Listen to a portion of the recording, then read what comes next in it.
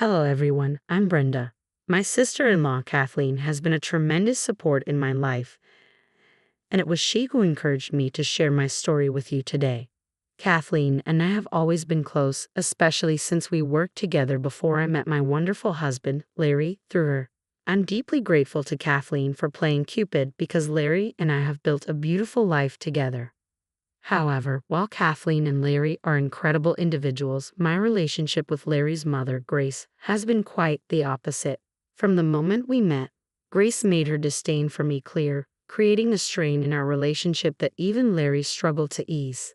Despite his efforts, Grace's hostility never faded.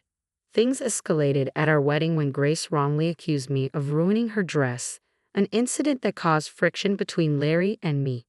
Grace, being a single mother, had always clung tightly to Larry, making it difficult for him to create distance from her negativity. The situation reached a breaking point on our first anniversary. Kathleen, ever the protective sister-in-law, discreetly warned me about Grace's plan to publicly humiliate me. She intended to accuse me of stealing a precious family heirloom, a necklace. Despite my attempts to resolve things, Grace was set on causing harm, adding another layer of tension to our already fragile relationship. As our anniversary approached, I felt torn. I wanted to celebrate peacefully, but Larry insisted on including his mother. Grace's potential interference loomed over the celebration, threatening to overshadow what should have been a joyful milestone. I longed for a day filled with love and laughter, but Grace's scheming weighed heavily on my heart. Although Kathleen had confided in me, I hesitated to tell Larry. I believed he needed to see his mother's actions for himself. On the day of the anniversary, I stayed vigilant, watching Grace closely. Thankfully, the day passed without major incidents, but Grace eventually cornered me when I was refilling my drink. She accused me of trying to take Larry away from her. Her words were bizarre and seemed completely unrelated to our celebration. She claimed I was the reason Larry was distancing himself from her, her tone dripping with ominous threats of what she had in store for me. Kathleen, sensing the brewing storm, remained by my side, ready for whatever Grace might do. Not long after, Grace excused herself, saying she was going to put on her jewelry. When she returned, she acted distressed, claiming her necklace and earrings were missing. Kathleen and I exchanged knowing glances, realizing Grace was trying to execute her plan to frame me. Despite her convincing performance, we stayed calm, watching as she attempted to turn the guests against me. Amidst the questioning, Grace paused dramatically, insinuating that I had stolen her jewelry. I was the thief. What are you talking about, Mom? Larry interjected, clearly perplexed. You probably just misplaced them. It's not like we have strangers here. How could they have been stolen? But Grace pressed on. No, Larry, this isn't a case of misplaced jewelry. No one broke in. It has to be your wife. She's always admired my jewelry a little too keenly. The room fell silent, shock visible on everyone's faces as Grace pointed accusingly at me. Larry looked embarrassed by his mother's outburst, but his faith in me did not waver. Mom, that's unfair, he countered firmly. You're casting baseless accusations at Brenda. She would never do something like that. You must have misplaced it. Grace persisted, trying to convince Larry of her suspicions, recalling every moment I had complimented her jewelry. But throughout the ordeal, Larry's trust in me remained strong, a testament to the bond we shared. I stood there, stunned by Grace's accusations, especially on a day meant to celebrate our anniversary. Grace, I would never take your jewelry. I defended myself, shocked she could think I'd steal from her. When I complimented your necklace, it was just that, a compliment. It doesn't mean I wanted it for myself. Grace snapped back sharply. Larry, you're blind with love. Can't you see how manipulative your wife is? She's so greedy that she didn't even ask. She just took my jewelry because she wanted it for herself. This sparked a heated argument between Larry and Grace, much to the dismay of our guests, who watched in disbelief as the drama unfolded. It was humiliating to be accused of theft during what should have been a joyful celebration.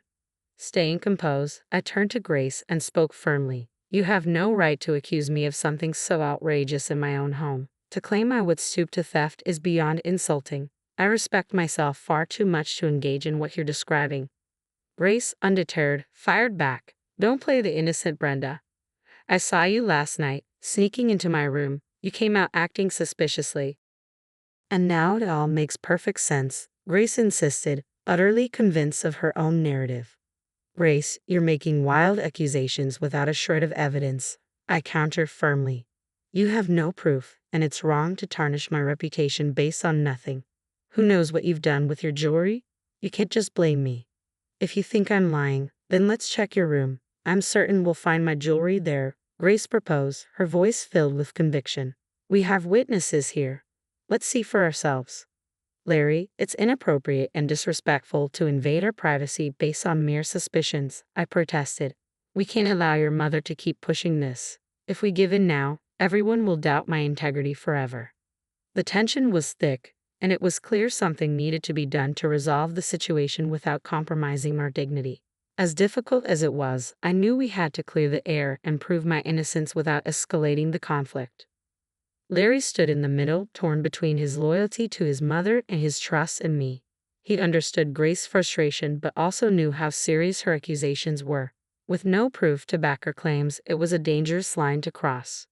Realizing I needed to clear my name, Larry reluctantly agreed to his mother's demand. As the group, led by Grace, marched toward our bedroom, the tension only grew. Grace, certain of her accusations, made a beeline for my closet. She rummaged through it and then triumphantly held up her jewelry box.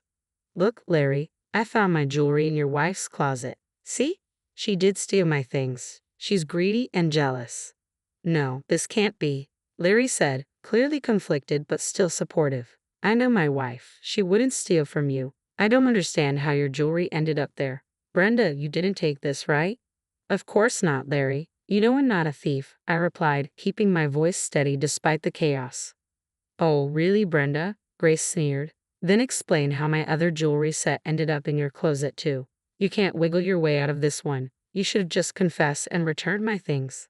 Her anger was palpable as she leveled the accusation. I'm sorry, Larry, but this is too much. I need to call the police, Grace declared, pulling out her phone and beginning to dial.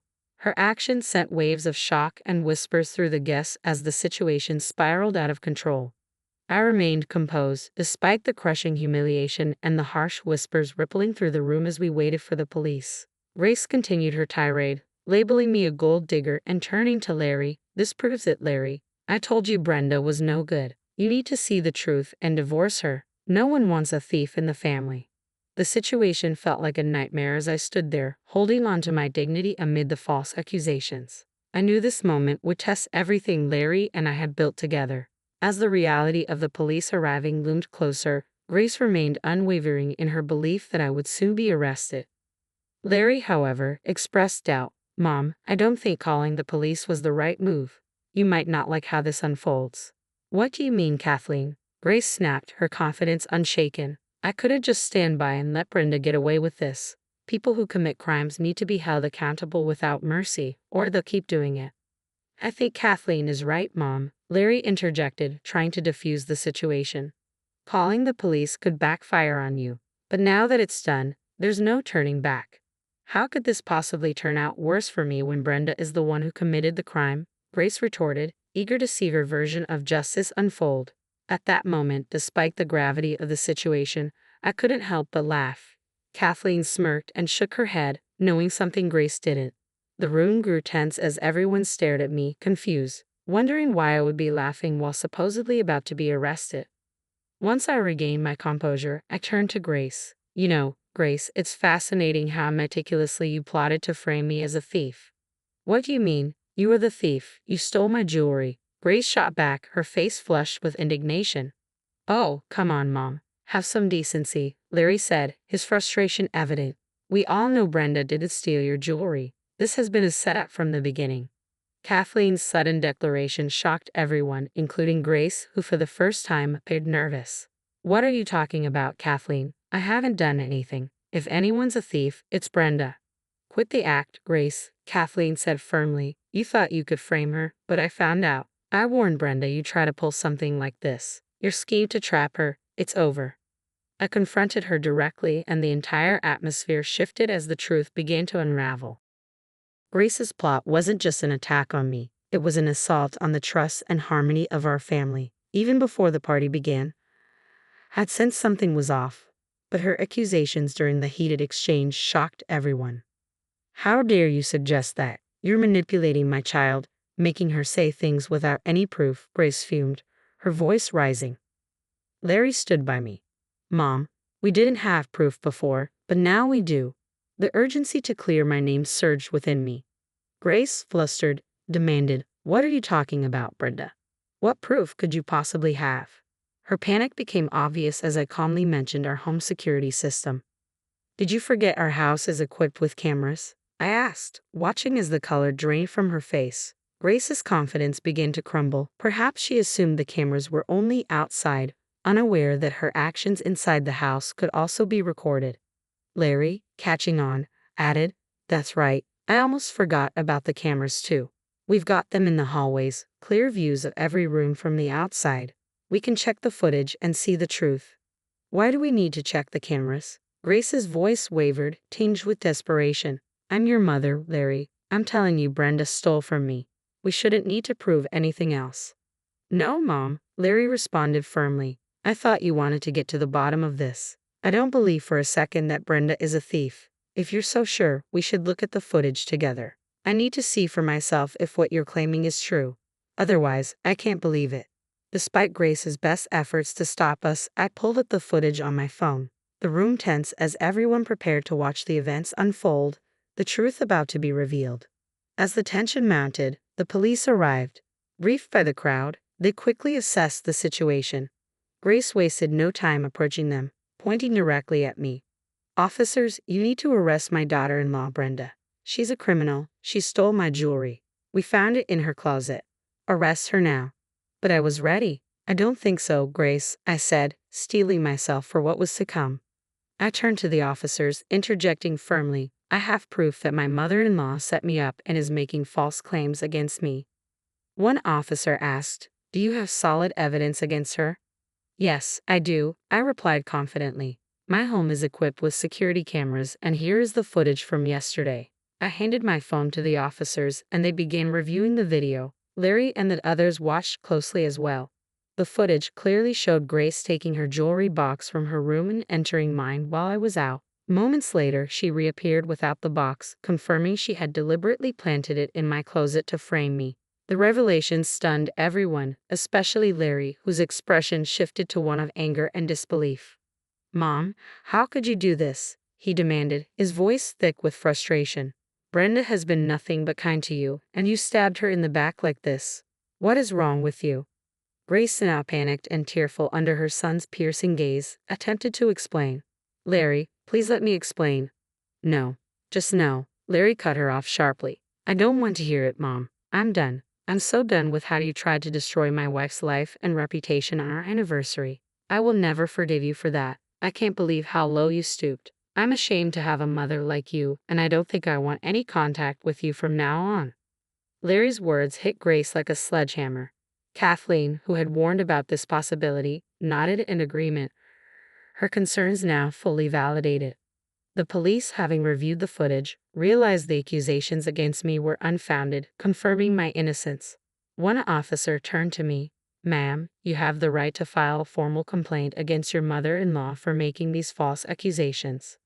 "Yes, I'm aware. Thank you," I replied, feeling the weight of the situation settle over me. "Would you like to proceed with pressing charges?" "It seems reasonable under the circumstances," the officer suggested. "We can take her into custody and clear this up." "Yes, I'd like to press charges," I confirmed. I glanced at Larry. "I'm sorry for the drama this has caused everyone tonight. Larry, are you okay with this?" "Brenda, what Mom did was wrong. You have my full support," Larry affirmed, his voice steady. As the officers approached Grace to place her in handcuffs, she resisted, her emotional state unraveling as she pleaded with Larry, Kathleen, and even me for forgiveness. "Brenda, please don't do this. I'm your mother-in-law. What will people think if they see me getting arrested?"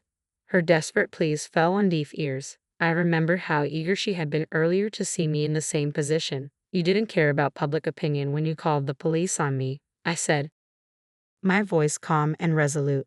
"Why should I care now? I'm justified in having you arrested after what you've done," I said firmly. The police warned Grace about resisting arrest, but her desperation had taken over. Her cries filled the room as the reality of her actions finally caught up to her.